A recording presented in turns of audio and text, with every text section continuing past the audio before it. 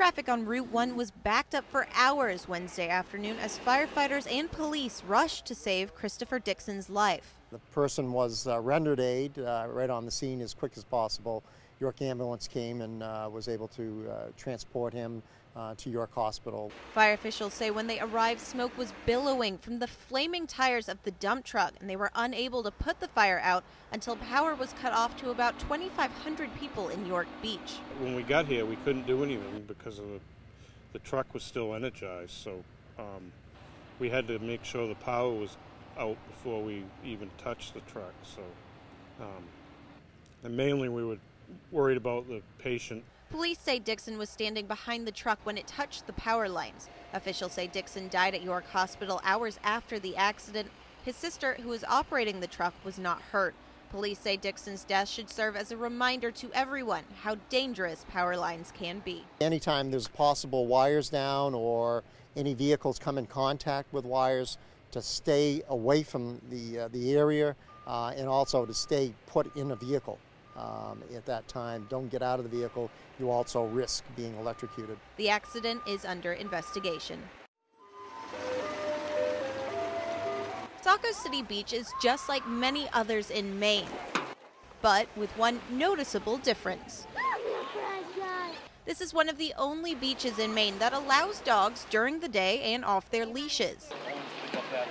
The only beach that allows dogs this time of year between 9 and 5. In Biddeford, dogs aren't allowed on the beach, so we take him here because he actually loves the beach. Saco residents and tourists say they visit Saco beaches because it allows them to bring their dog. It's all right, they're friendly. But recent complaints could have them going elsewhere. We wouldn't leave him at home, we'd have to find somewhere else. Saco's Mayor Mark Johnson says there's only one group complaining from the Baywoods Condominium Owners Association. He says there haven't been any other complaints. The police chief has stated clearly there have been no complaints on dogs, there have been no bites.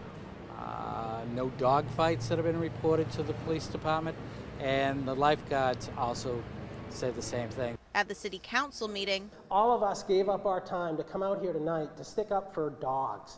I mean, that's really kind of ridiculous that you put us through this. dozens of residents spoke in defense of their pups. My dog gave me my life back, and you people are trying to take that away from me. But Ellen McCauley-Gross did speak in favor of regulating when dogs should be allowed. There are people who are very good about picking up their dogs' feces on the beach, but there are a lot of people who are not. An argument no dog owner is arguing with. People don't take responsibility for their dogs.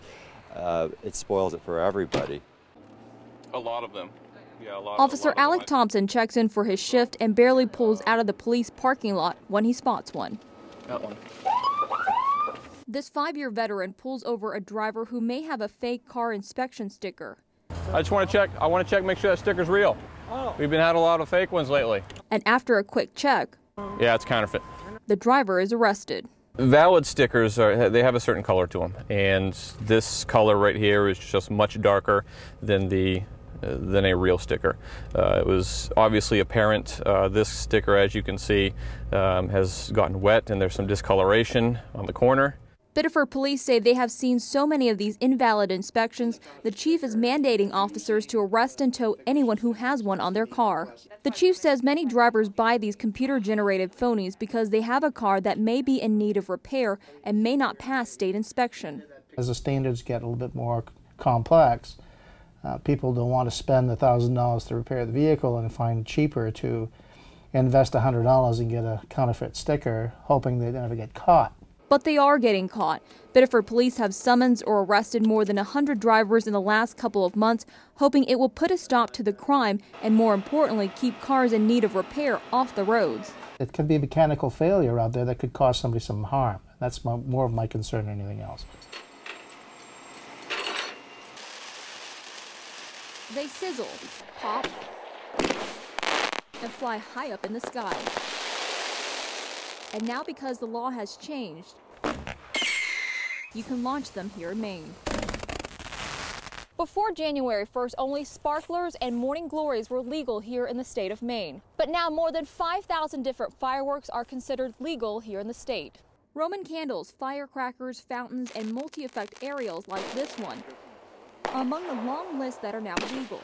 Unless a town or city bans fireworks, Mainers can launch them 365 days a year between the hours of 9 a.m. and 10 p.m. with extended hours on holidays. The only problem, though, with no fireworks store here in Maine, you have to go out of state to get your hands on them. That's where Steve Morrison comes in. Morrison owns Central Maine Pyrotechnics, which puts on big displays for cities like Augusta and Bangor.